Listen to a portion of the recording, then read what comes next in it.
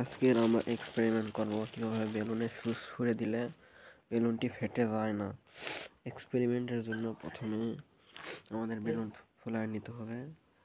Balloon ফোলানোর জন্য আমরা প্রথমে এক্সপেরিমেন্টের জন্য 3টি বেলুন ফোলায় নেব। 3টি বেলুন ফোলায় এভাবে গিট দিয়ে বেঁধে নেব।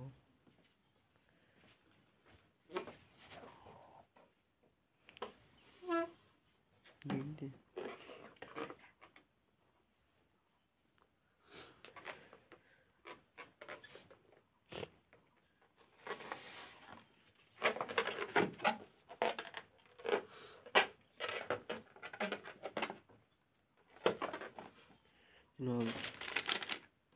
বেলুন ফোলানো শেষ হয়ে গেলে আমরা একটা সুইচ নেব, একটা ইন্ডাকশনের সিরিজ থেকে সুইচ নেব।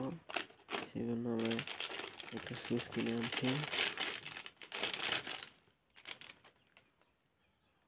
পড়ে গেল, এটা হচ্ছে ছিল সুইচ।